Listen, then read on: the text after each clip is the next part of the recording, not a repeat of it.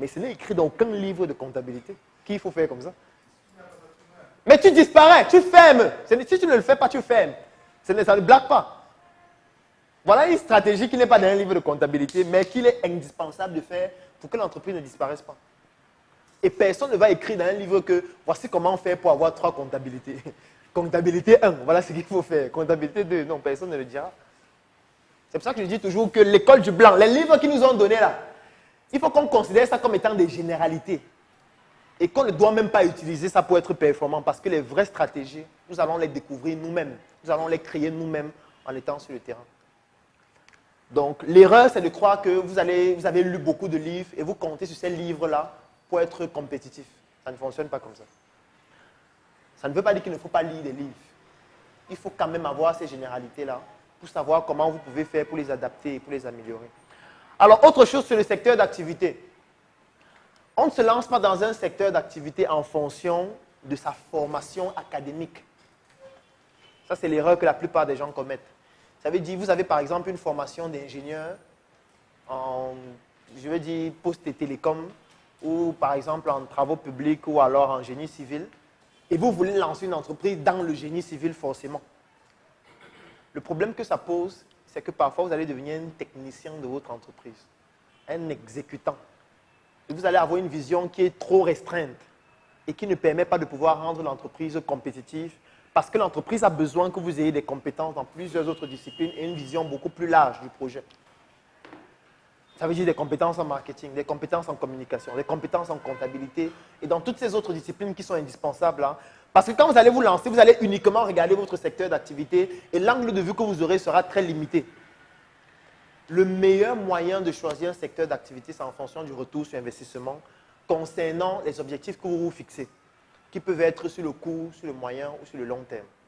Parce que dès que vous choisissez en fonction du secteur d'activité, le secteur d'activité en fonction du retour sur investissement, ça va vous pousser parfois dans des secteurs d'activité dans lesquels vous n'avez pas de formation.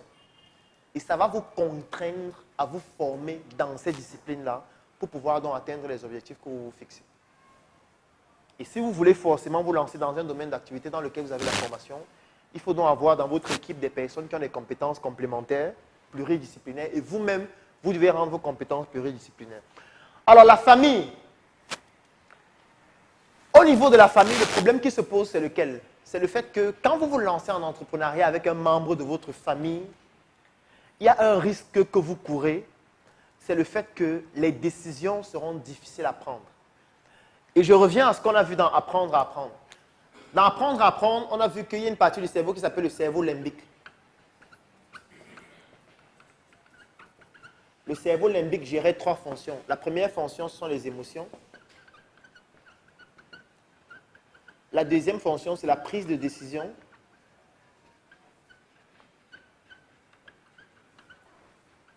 Et la troisième fonction, c'est la mémoire. Alors, quand vous vous lancez dans un projet entrepreneurial avec un membre de votre famille, qu'est-ce qui se passe? Ce qui se passe, c'est que les émotions entrent en jeu. Et quand les émotions entrent en jeu, je reviens donc sur l'image de tout à l'heure. C'est que lorsque la courbe sera haute, ce sera magnifique. Hein? Quand vous gagnez beaucoup d'argent, quand l'entreprise a de la croissance, vous êtes à la maison, tout le monde est fier, tout le monde félicite l'autre, que vraiment bravo, tu as bien fait ton travail, tu as vraiment atteint les objectifs que tu devais atteindre, etc. On va te donner une prime ou une promotion. Ça, c'est très bien. Mais comme le fonctionnement normal de la courbe entrepreneuriale veut que, à certains moments, ça ne fonctionne pas de façon performante, qu'est-ce qui se passe?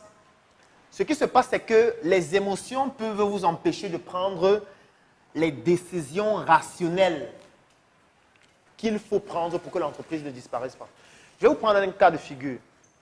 J'ai un cousin qui a ouvert une fois une entreprise dans le domaine des BTP. Ils ont gagné un marché public et pour pouvoir avoir le marché, il a eu à bénéficier d'un crédit bancaire. Il commence le marché, ils avaient 6 mois pour exécuter le marché. Il prend donc un de ses frères qui est comptable. Il y avait pratiquement 150 ouvriers qui travaillaient quotidiennement dans le chantier. Alors les gars travaillent. 2 mois plus tard, son frère prend 5 millions et il se bat avec. Et c'est l'argent qui devait permettre de payer les ouvriers. Lorsqu'on n'arrive plus à payer les ouvriers arrêtent de travailler. Les délais d'exécution du chantier ne sont plus respectés. On leur enlève le marché, on donne le marché à une autre entreprise. Et lui s'était endetté pour pouvoir faire ce marché-là. Qu'est-ce qu'il fait? Il veut poursuivre son frère. On organise une réunion de famille. Et on lui dit, tu veux mettre ton frère en prison pour de l'argent, les biens terrestres. Et l'entreprise a fait faillite. Parce que là, maintenant, c'est là où la religion entre en jeu aussi. On dit que, mais le Seigneur, il avait des difficultés. Il avait des difficultés. C'est pour ça qu'il y a une information qui fait l'actualité actuellement avec une cathédrale où il y a eu un événement magnifique. C'est que les malfrats sont arrivés à l'église et ils ont compris que l'argent du Seigneur se trouve à l'église. L'argent du peuple.